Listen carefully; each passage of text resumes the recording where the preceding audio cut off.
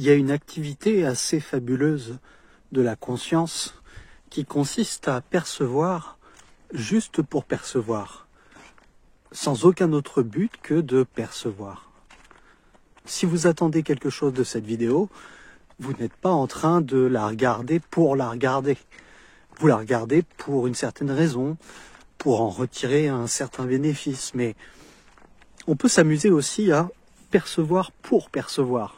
Et généralement, c'est ce que font les artistes. C'est parce que le peintre est capable de voir une couleur pour elle-même et pas pour lui, pour ce qu'il pourrait en penser, en tirer comme utilité.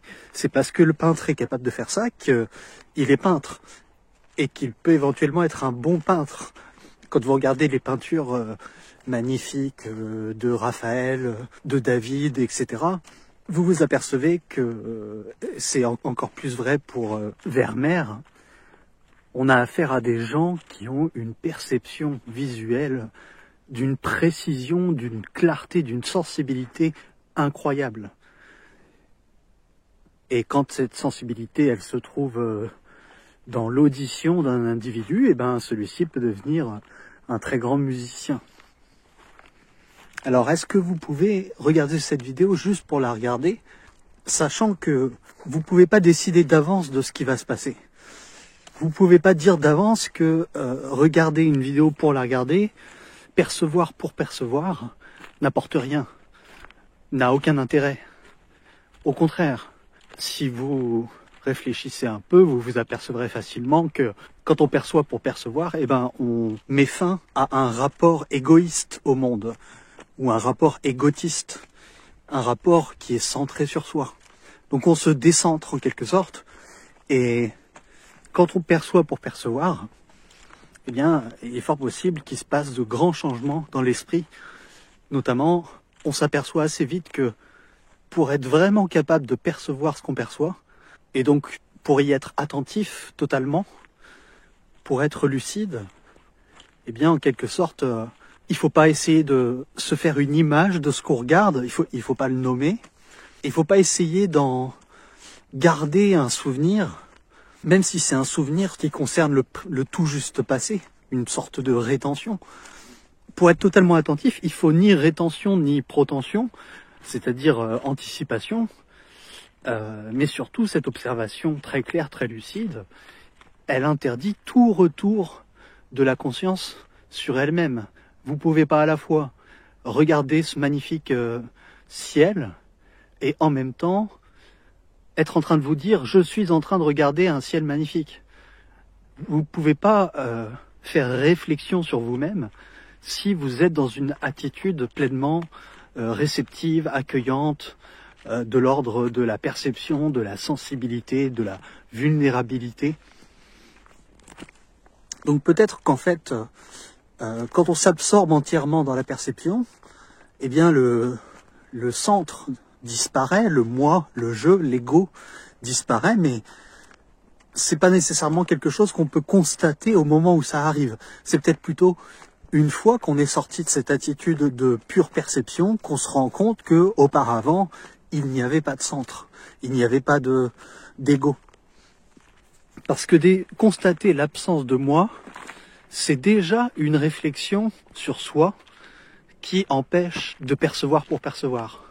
Alors évidemment, ce que je dis là, ça peut être considéré comme exagéré ou comme caricatural, parce que peut-être qu'en réalité, c'est possible d'avoir conscience d'être dans l'irréflexion, d'avoir conscience que notre esprit est dépourvu de centre. Mais peut-être que cette conscience est vraiment particulière et qu'elle n'est pas la même chose que la réflexion dont on est capable dans la vie quotidienne, habituellement, ordinairement. Peut-être que cette conscience de l'absence de centre n'a pas grand-chose à voir avec ce que d'habitude on appelle conscience. Donc peut-être qu'il vaut mieux parler de perception. Et une question que je me pose en ce moment, c'est de savoir s'il ne pourrait pas y avoir une vision pénétrante de la vision pénétrante. Je rappelle que ce que j'appelle vision pénétrante ou perception directe, vision profonde, eh bien c'est le fait de percevoir directement ce qui est vrai, la vérité de ce qui est vrai, la fausseté de ce qui est faux. C'est une capacité à trouver une solution immédiatement, sans passer par la pensée. Et dans cette perception, cette vision profonde, il n'y a pas d'opposition entre l'observateur et l'observé. Mais ce que je me demande, c'est est-ce qu'il peut y avoir une vision profonde de la vision profonde? C'est-à-dire, est-ce que on peut percevoir directement certains aspects ou caractères de la vision pénétrante? On peut dire que cette vision pénétrante, par exemple, elle ne dure pas. Elle est comme un flash. Elle est immédiate et ponctuelle peut-être. En tout cas, on peut lui attribuer des caractéristiques de ce genre-là. Par exemple, le fait que cette perception directe ne s'accompagne d'aucun centre. Alors, est-ce qu'on peut avoir une perception directe de l'aspect anonyme ou de l'aspect fugace de la vision pénétrante? Évidemment, on est conduit à se demander s'il peut y avoir une vision pénétrante, de la vision pénétrante, de la vision pénétrante, etc. Mais peut-être que l'éveil, c'est ça. C'est une sorte de d'ouroboros, de cercle de vision pénétrante et de méta-vision pénétrante. On peut imaginer que ce processus s'emballe, qu'il se déroule, qu'il se développe de façon infinie. Et ça rappelle ce que j'ai appelé dans une autre vidéo, à la suite de Philippe Blouin, la sur-réflexion ou la méta-réflexion. Mais vous voyez bien quand je vous parle de la différence entre la conscience au sens ordinaire et la conscience que l'esprit est dépourvu de centre, par exemple, j'essaye d'éviter le vocabulaire de la réflexion qui peut, à mon avis, prêter à confusion. Donc je préfère parler de méta-vision pénétrante ou de méta-perception directe, sachant que l'éveil, c'est peut-être le fait de se perdre dans l'abîme de cette vision pénétrante, se laisser entraîner par la multiplication infinie des visions pénétrantes. Mais c'est juste une hypothèse, et ce qui compte, c'est d'avoir cette perception directe et évidemment pas de faire des théories à son sujet. Voilà, donc j'espère quand même que cette vidéo vous a plu et je vous dis à bientôt.